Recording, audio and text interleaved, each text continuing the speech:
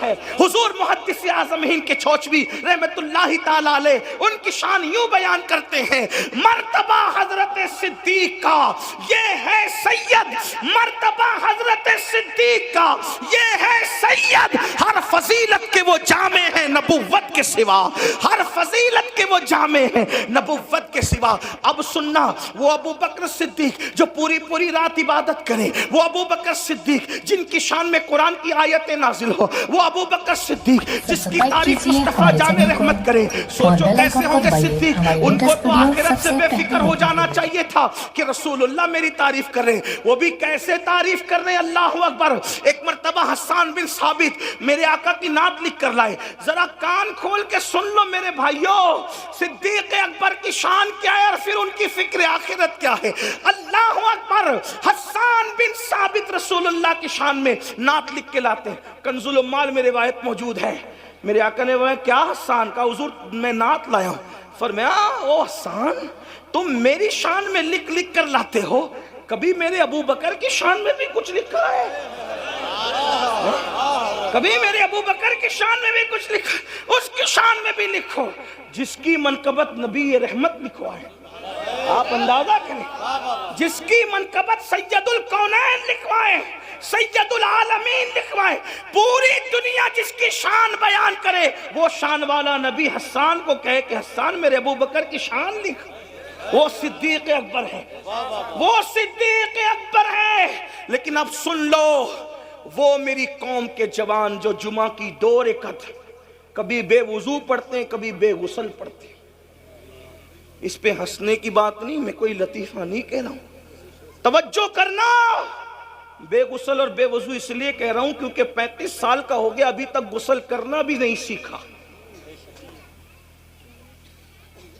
جب نہانا ہوا اٹھا کر کے بالٹیاں بار لیا، شاور کے نیچے کھڑا ہو گیا، پتا بھی نہیں. 35 سال کا ہوا، 3 4 بچوں کا باپ ہوا، نہانا بھی نہیں سیکھا.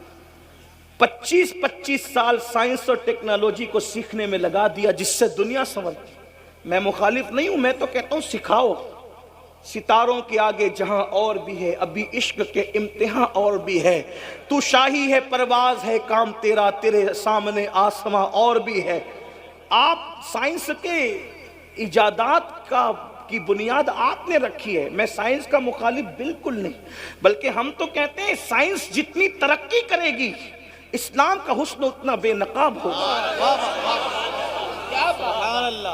ہم جغرافی اور ٹیکنالوجی کے مخالف نہیں، لیکن شکایت ہمیں اتنی ہے کہ آپ نے جس سے دنیا سنورتی تھی ان علوم کو سیکھنے کے لیے 25 سال لگا دیے، مگر جس سے آخرت سنورنی ہے ان علوم کو سیکھنے کے لیے آپ نے 25 دن بھی اپنے علماء کو نہیں دیے. بتاؤ کتنے لوگ غسل کرنا جانتے ہو، کتنے لوگ وضو کرنا جانتے ہو، وضو کتنے لوگ اس کے تقاضے اور آداب سے واقف ہے.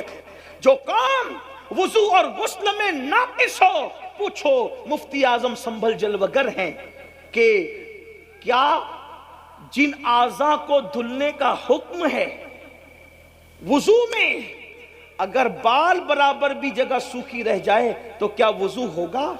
نہیں ہوگا. آپ بتائیں. مگر میری قوم کو کون سمجھائے؟ جمعہ کی 2 رکعت پڑھتے ہو، ان میں سے بہت سارے لوگ بغیر وضو اور بغیر غسل کے. کیا جواب دو گے اللہ؟ یہ دنیا ہمیشہ کی نہیں ہے. بڑے بڑے بادشاہوں نے اس دنیا میں حکومت کی، آج ان کی قبروں کا نشان بھی نہیں، کیونکہ انہوں نے آخرت کی تیاری نہیں کی. کہاں ہے فرعون کی قبر؟ دولت پا کر وہ ایسے ہی عیاش ہوا تھا جیسے آج کل کے مالدار عیاش ہو گئے.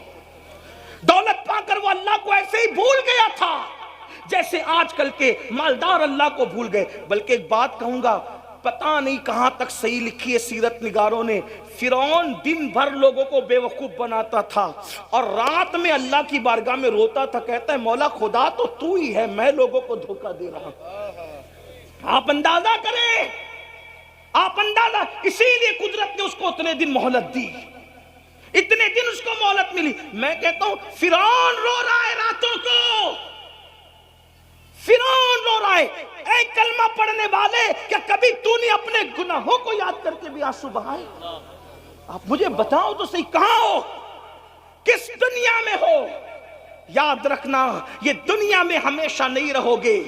کیا کرونا کی مہاماری اور کرونا کی قیامت صغریٰ میں تم نے بڑے بڑے طاقتور پہلوانوں کو، نوجوانوں کو موت کے گھاٹ اترتے نہیں دیکھا؟ اور تم نے نہیں سیکھا کہ دنیا میں کوئی اپنا نہیں ہے، یہ دنیا مکار ہے، مکار، یہ دنیا فریبی ہے، فریبی۔ اسی دنیا میں ہم نے کرونا کے دور میں چھوٹی سی عمر میں دیکھا کہ باپ کے جنازے میں بیٹا شریک نہیں ہوا، بیٹے کے جنازے میں باپ شریک نہیں ہوا، دادا کے جنازے میں پوتے شریک نہیں ہوئے، پیروں کے جنازے میں مریدین شریک نہیں ہوئے، مریدوں کے جنازے میں پیر شریک نہیں ہوئے۔ ذرا سوچو تو صحیح، یہ دنیا ہی دنیا ہے، اس مکار دنیا کا کیا حال ہے؟ میرے امام کہتے ہیں شہد دکھائے، زہر پلائے، قاتل ڈائن شوہر کش، اس مردار پہ کیا للچایا، دنیا دیکھی بھالی ہے۔ میرے بھائیو، آخرت کی تیاری کرو، جس دن موت کی ہچکیوں سے، جس دن موت کے تلخ جام سے یہ آنکھیں بند ہو جائے گی اور جسم کا تعلق روح سے ٹوٹ جائے گا، میرے بھائی تیری فیکٹریاں، تیری کمپنیاں، تیرے اے ٹی ایم، تیرے پی ٹی ایم، تیرے بینک بیلنس، تیری زمین، تیری جائیداد، تیرے مکان، تیرے محلات، تیری بیویاں، تیرے بچے، کچھ تیرا نہیں ہوگا۔ یہ ایک جھوٹے خواب کی طرح دنیا ہے۔ اللہ اللہ، جب آنکھیں بند ہوگی تو اکیلا ہوگا، تو اکیلا ہوگا میرے بھائی۔ ایک فقیر کے دل کی فغاں کو اپنے دل میں اتارنے کی کوشش کر لے میرے بھائی، اس دن تو اکیلا ہوگا، نہ کوئی تیرا ساتھی ہوگا، نہ کوئی تیری سنگت ہوگی، کوئی کام نہیں آئے گا۔ مال اتنا دھوکے باز، ادھر روح نکلی وہ وارثوں کا ہو گیا۔ دوستوں کا حال یہ ہے کہ لوگ جنازے میں بھی شرکت کرنے کے لیے کتراتے ہیں۔ اللہ اللہ، جو وفا کریں گے اتنی وفا کریں گے، جو وفا کریں گے بس اتنی وفا کریں گے کہ قبر میں تجھے ڈال کر کے منو مٹی کے نیچے دبا کر کے واپس لوٹ جائیں گے۔ اس وقت کا اندھیرا کیا ہوگا؟ ارے اپنے 10x10 کے کمرے میں اگر پاور بند ہو جائے تو اس کی گرمی کو ہم برداشت نہیں کر سکتے۔ ہائے قبر کی گرمی کیا ہوگی، قبر کا اندھیرا کیا ہوگا، قبر کی تاریکی کیا ہوگی۔ میرے بھائی جو اپنے آپ کو دھوکہ نہ دو، آخرت کی تیاری کرو۔ کیا بھیج رہے ہو آخرت کے لیے؟ کب تک دنیا میں مگن رہو گے؟ کب تک دنیا میں مست رہو گے؟ کب تک گناہ کرتے رہو گے؟ خدا کے غضب کو چیلنج مت کرو۔ صدیق اکبر جیسی شخصیت، حضرت صدیق اکبر، ابو بکر صدیق، صبح کے وقت آپ رستے سے گزر رہے ہیں، صبح کے وقت رستے سے گزر رہے، تھوڑی دیر بیٹھ کے سن لیں، تھوڑی دیر بیٹھ کے، تھوڑی دیر سن لیں۔